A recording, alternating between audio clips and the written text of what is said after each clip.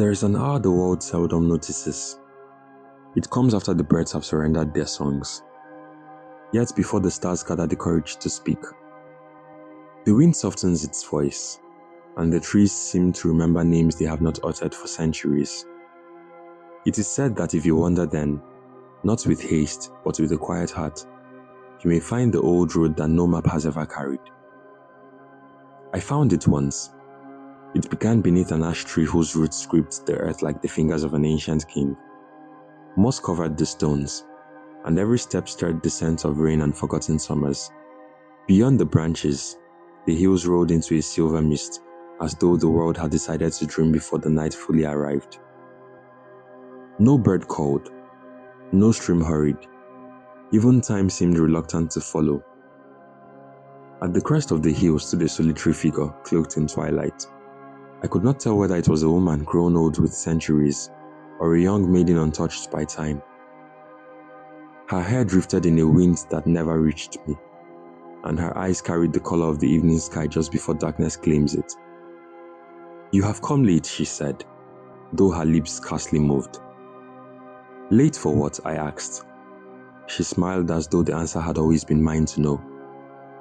"Late enough to remember." She beckoned and I followed. The path descended into a valley where flowers glowed with their own pale light. Their petals shimmered like scattered fragments of moonlight resting upon the earth.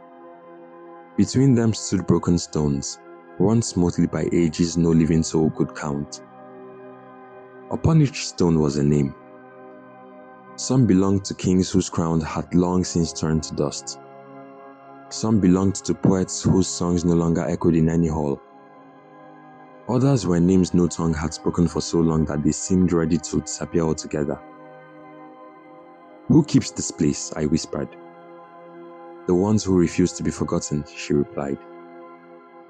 Her hand brushed the air above the nearest stone, and for a fleeting moment I heard laughter. Children running through fields, a blacksmith's hammer ringing against iron, the soft melody of a mother singing beside a fire while winter pressed gently against the walls of her home. The sounds vanished as quickly as they had come. "They are not gone," she said. "They wait wherever memory still dares to wander." The valley grew dimmer. A pale mist gathered around our feet, curling like silent spirits between the stones. Above us, the fresh stars appeared, not as distant fires, but as watchful eyes opening one by one across the heavens. Then I noticed another stone. It was untouched. No name had been carved upon it. Its surface was smooth, waiting. "For whom is this one?" I asked. She looked at me with an expression neither joyful nor sorrowful.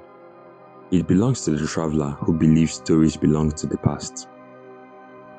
A chill passed through me. I turned away, searching the valley for the road by which we had entered. It had vanished. Only mist remained.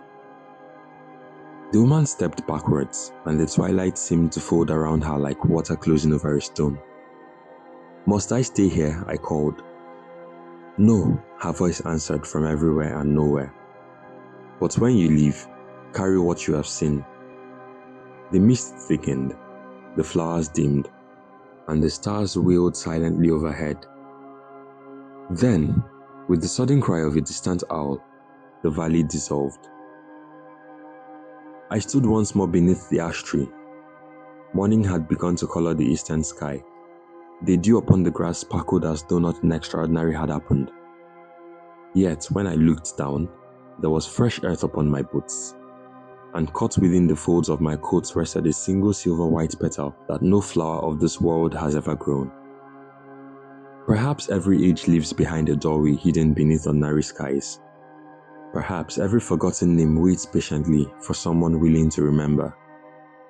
Or perhaps on certain evenings when the last light lingers just a little longer than it should, the old road is still there, waiting for another traveler to follow it beyond the edge of memory.